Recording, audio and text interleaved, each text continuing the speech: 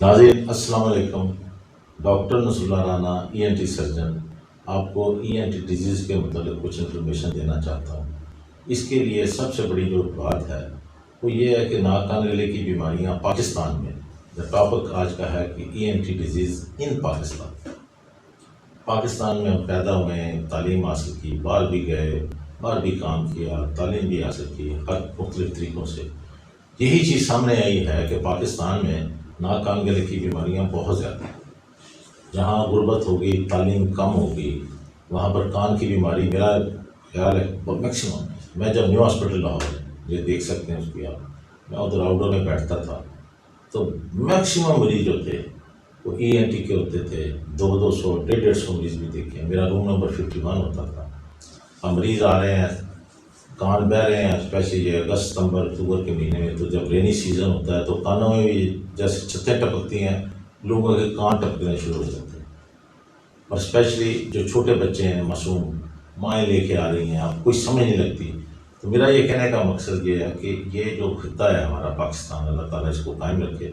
ہم نے یہاں پر کافی کام کیا ہے، یعنی پچھلے 40 سالوں میں جو پہلی ENT کانفرنس ہے وہ لاہور میں منعقد ہوئی، اور اس میں ضیاء الحق صاحب اسپیشل آئے، وہ بیٹھے آپ دیکھ سکتے ہیں۔ He was chief martial administrator of Pakistan, strongest man of the time. ساتھ جنرل جیلانی صاحب بیٹھے ہیں جو اسٹرانگسٹ گورنر تھے، ہی واز گورنر ابلیک martial administrator Punjab, all in Punjab. Then doctor Nasiruddin جوگیزئی، federal minister health, in charge of ministry of health of Pakistan. اب ان لوگوں کی موجودگی میں اسپیچ کر رہا ہوں۔ اس میں نے یہی کہا کہ ENT ڈیزیز جو ہے پاکستان میں ایک میجر جسی چنک ان کا ہے۔ باقی بیماریاں بھی ہیں، شوگر بھی ہے، بلڈ پریشر بھی ہے، آرتھوپیڈک کا بھی سیکشن ہے، لیکن ہمارا جو ENT کا ہے یہ کافی بڑا ایک پورشن ہے۔ اور اس میں نے کیونکہ سب سے بڑے ہاسپٹل میں کام کیا اور اصل کی پوسٹوں پہ، I was a registrar, I was senior registrar, I was assistant professor, I was associate professor, تمام ایمرجنسی کو بھی ڈیل کیا as a registrar, senior registrar. District ENT specialist ہوتے ہی کوئی نہیں تھے، وہ سارے مریض کوئی سیالکوٹ سے آ رہا ہے، کوئی مردان سے آ رہا ہے، کوئی خانیوال سے آ رہا ہے، کوئی سائیوال سے آ رہا ہے، کوئی جنگ سے آ رہا ہے۔ وہ بس اس وقت کہتے جی لاہور لے جاؤ بس۔ وہ مریض کو کان بہتا ہوتا تھا یا کان میں سے آگے پرابلم زیادہ بڑھ جاتی تھی، تو رات دن کام کیا۔ ہمارے زمانے میں ڈفتیریا بھی بہت تھا، خناق کا مرض، تو ایک بچے کے گلے میں جب پرابلم ہو جاتی تھی 6-7 ٹریکیاسٹمی کے آپریشن بھی کیے۔ اور ایک اچھا زمانہ تھا، مریض کا بھی اور ڈاکٹروں کے لیے بھی ایک ماحول کمفرٹیبل تھا۔ ڈاکٹر اور مریض کے درمیان ایک ریلیشن شپ بہت اچھی تھی۔ اوپر خدا تھا، نیچے اللہ تعالیٰ کا نمائندہ ڈاکٹر کو سمجھا جاتا تھا۔ اور ڈاکٹر رات دن بیچارے بے لوس، میں نے 36 گھنٹے بھی لگاتار کام کیا، نہ کھانا کھایا، نہ صرف پانی پی لیا، چائے پی لی، اور چلتے رہتے تھے۔ اور خوشی ہے کہ آج کام کیا اور اللہ تعالیٰ نے ہمیں جو عزت دی ہے، یعنی مجھے فیل ہوتا ہے کہ جب میں دلی میں گیا ہوں 5th سال کی ENT کانفرنس، تو مجھے انہوں نے کہا جی یو ول اناگریٹ، یار اس سے بگ تو کہیں 5th سال کی ENT کانفرنس، 5000 ENT کے اسپیشلسٹ اشوکا ہوٹل میں بیٹھے ہوئے ہیں، میں ان کو ایڈریس کر رہا ہوں۔ اس کے بعد انہوں نے کہا جی کہ آپ نے صرف ایڈریس نہیں کرنا، آپ نے کینڈل لائٹنگ سیریمنی بھی پرفارم کرنی، یعنی جو افتتاحی ہے اس سیکشن میں مجھے دے انوائٹڈ می آن دا ڈائس۔ میں وہاں گیا، میرے ارد گرد انڈیا کے ہیلتھ منسٹر راما داس، ان کے میڈیکل کور کے جو ہیڈ ہیں admiral VK Singh, DG arm forces medical services, وہ بھی کھڑے ہیں، آپ دیکھ سکتے ہیں۔ Professor Rakesh, he was from president of Nepal.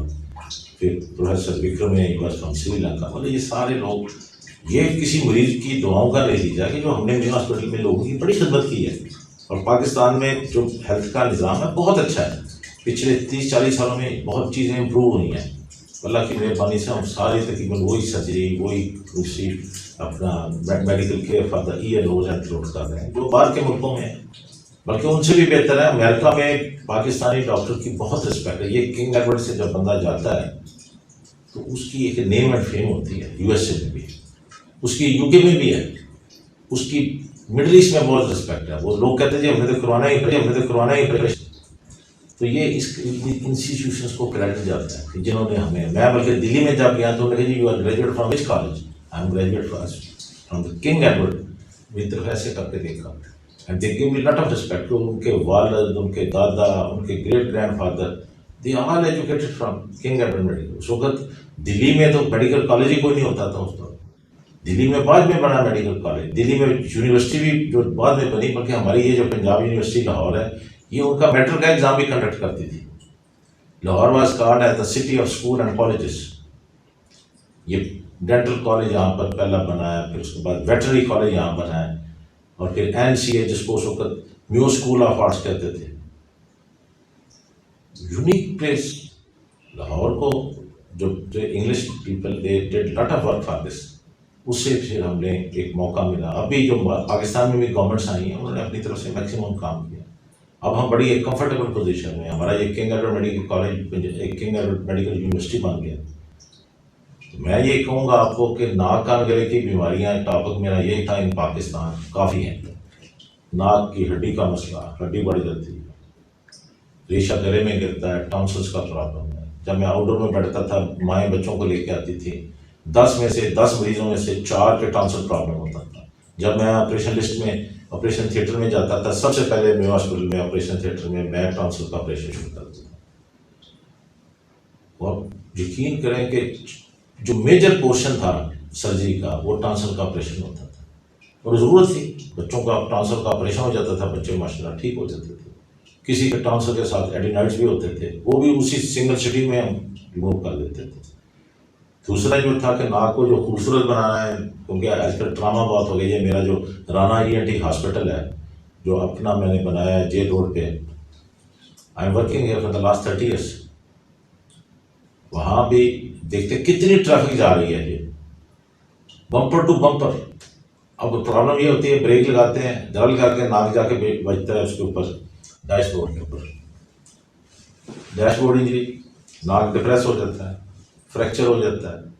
تو اس سلسلے میں ہم ناک کو بیوٹیفائی بھی کر سکتے ہیں. اگر پیشنٹ ان ٹائم آ جائے تو بہت آسانی سے، اگر نہیں بھی آتا پھر جی اے دے کے ہم ناک کو باہر سے بیوٹیفائی کر سکتے ہیں.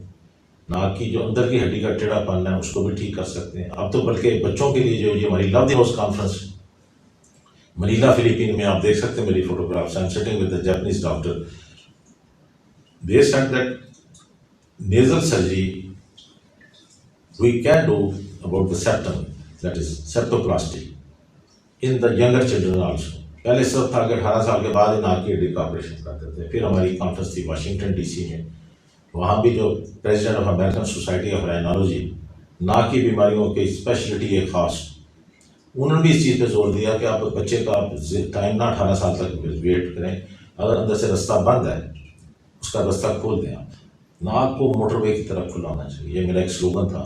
میرا جو ٹی وی پہ پروگرام چلتا تھا ہیلتھ فورم، پھر میں بات کروں گا، ایک بڑا اچھا وقت ہوتا تھا. ایک طرف طارق عزیز صاحب کا پروگرام ہوتا تھا، وہ 1 گھنٹے کا ہوتا تھا. میرا تو 25 منٹ کا تھا جس میں ہم ہیلتھ کی، یہ اسپیشلی ناک کان گلے کی بیماریاں بتاتے تھے. لیکن میرا بھی ٹاپ 10 میں تھا پروگرام، اور طارق عزیز صاحب کا بھی ٹاپ 10 میں ہوتا تھا. تو یعنی لاہور ٹی وی سے 2 پروگرام صرف ٹاپ 10 میں ہوتے تھے. باقی کوئی کراچی سینٹر کے پروگرام تھے، وہاں بڑے زبردست ان کے ڈرامے شامل ہوتے تھے. پھر اسلام آباد سے، پشاور سے، لاہور سے 2 پروگرام ہوتے تھے جن میں ایک اللہ کی مہربانی سے پھر شرافت ندوی صاحب ایک پروڈیوسر ہوتے تھے. انہوں نے میرا ایک پروگرام کیا جس کو کہتے ہیں ہیلتھ ٹپس. وہ ہم 5 منٹ میں ودن 5 منٹس ہیلتھ ٹپ، اس کا ٹائم صرف 5 منٹ تھا. 5 منٹ میں کچھ ٹپس دے کے پروگرام ختم ہو جاتا تھا. لیکن ہم لوگوں کو کچھ ABC بتانے کے قابل ہو گئے. ہمارے لوگوں میں تعلیم کے ساتھ صحت کی انفارمیشن بہت کم ہے. تعلیم بھی پہلے کم تھی، اب ماشاءاللہ تعلیم بھی آ گئی ہے، لیکن صحت کی انفارمیشن جو ہے اللہ کی مہربانی سے مجھے سب سے زیادہ پاکستان میں موقع ملا.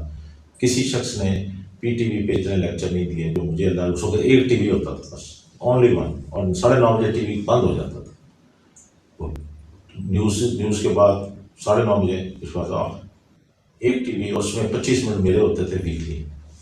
اس میں ہم نے لوگوں کو کافی بتایا، یعنی جو گھر میں بیچاری برتن صاف کر رہی ہے، کھیتوں میں ایک گھاس کاٹنے والا بندہ ہے، ایک پتھر توڑنے والا بندہ جو پہاڑ میں بیٹھا ہے، وہ بھی جب دیکھتے تھے تو وہ کہتے تھے کہ ڈاکٹر رانا صاحب کا پروگرام ہمیں سمجھ آ گیا. کچھ تھوڑی سی، جیسے کان کے اوپر تھپڑ نہیں مارنا، یہ میں بڑی اچھی بات بتاؤں گا. سب سے پرابلم ادھر ہوتی ہے غصہ ہے، جہالت ہے، تعلیم نہیں ہے. اسکولوں میں بچوں کو ٹیچر جو ہوتے ہیں وہ چپل لگا دیتے ہیں، ان سے پرابلم ہو جاتی ہے. جو خاوند ہے وہ بیوی کے مار دیتے ہیں، ان کو پتہ نہیں ہوتا کہ ہم جو کام کر رہے ہیں بعد میں کتنا اس خاوند کو بھی بھگتنا پڑتا ہے. وہ کلینکوں میں لے کے جاتا ہے، اسپتالوں میں لے کے جاتا ہے، کان کے پردے کی پھر ریپیئر کرنی پڑتی ہے، اس کے اوپر لاکھوں روپیہ لگ جاتا ہے، نہیں کروائیں گے تو اللہ رحم کرے کچھ اور مسائل بھی پیدا ہو جاتے ہیں۔ یہ ساری چیزیں میں نے دیکھی ہیں، کیونکہ میرا ایک تجربہ ہے، جب میں اسپیشلی ڈھاکہ میں گیا ہوں بنگلہ دیش میں، فرسٹ سال کی ENT conference, I represented Pakistan officially.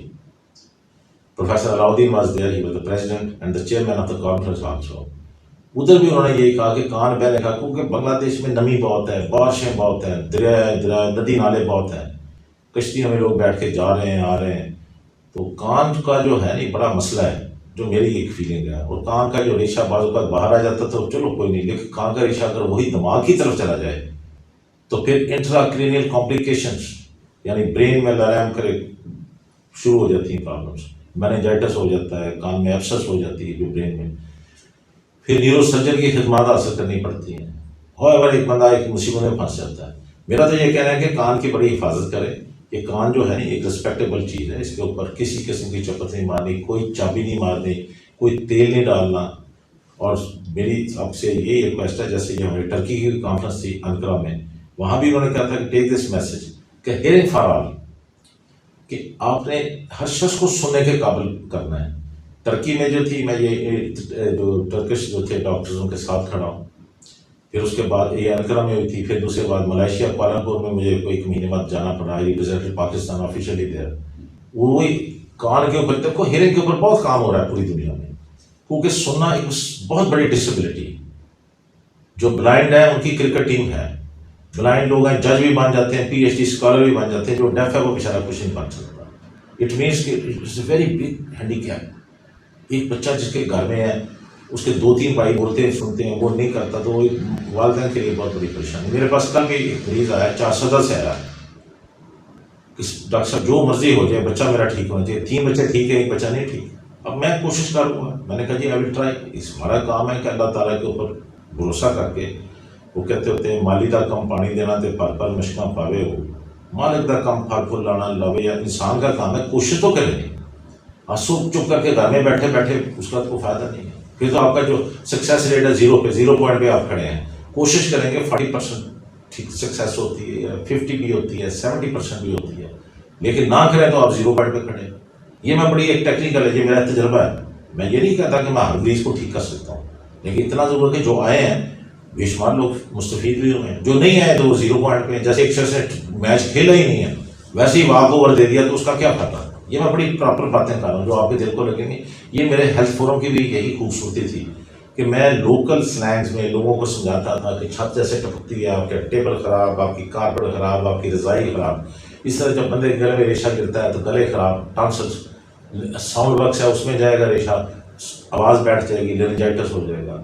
اس سے نیچے چیسٹ میں جائے گا، چیسٹ کمپلیکیشنس. اسی طرح ای این ٹی میں آپ کو again I will repeat by this work which I represented there in New York. New York میں آپ دیکھ سکتے ہیں جو ورلڈ پریزیڈنٹ ہے ان کے ساتھ میں کھڑا ہوں. Professor Jennifer dairy she is representing 190 countries of the world.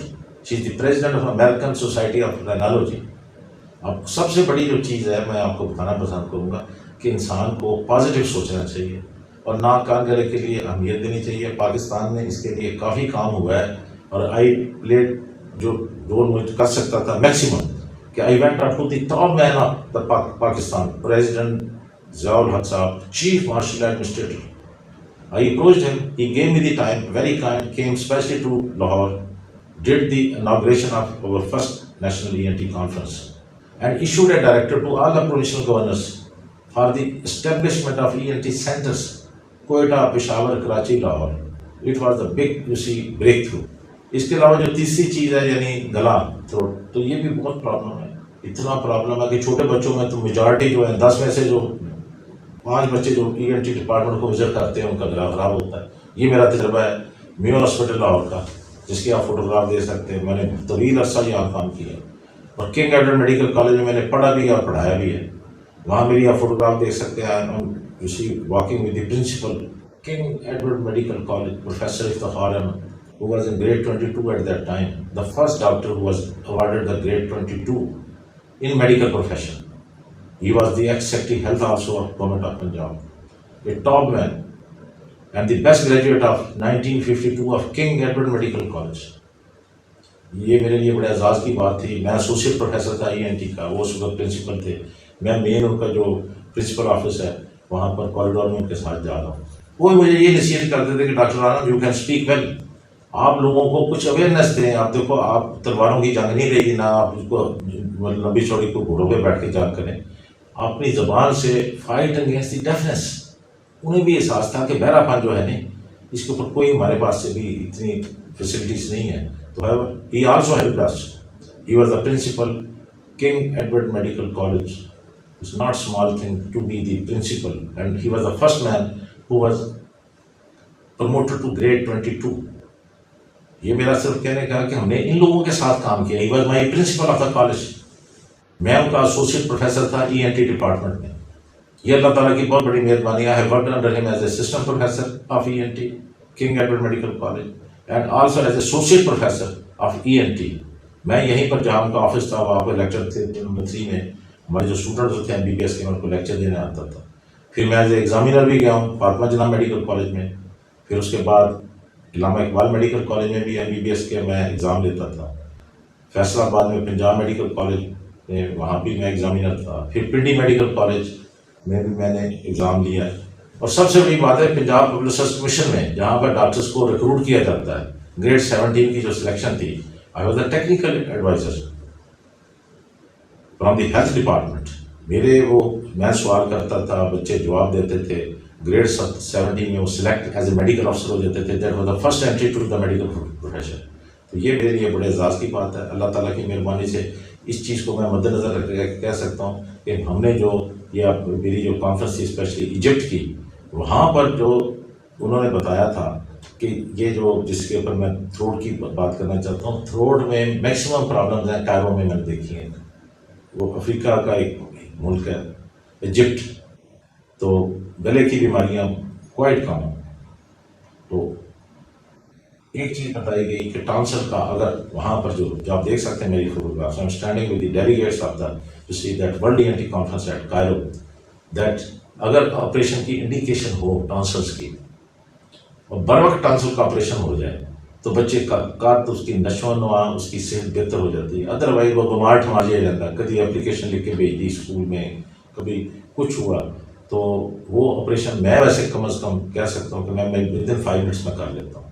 اور میکسیمم آپریشن کی MU ہاسپٹل میں ENT ڈپارٹمنٹ. ٹرانسلیکٹمی میرا پہلا کیس ہوتا تھا جب آپریشن لسٹ ہوتی تھی، تو پہلا جو کیس ہوتا تھا میں ٹرانسلیکٹمی کا کرتا تھا. Thank you very much.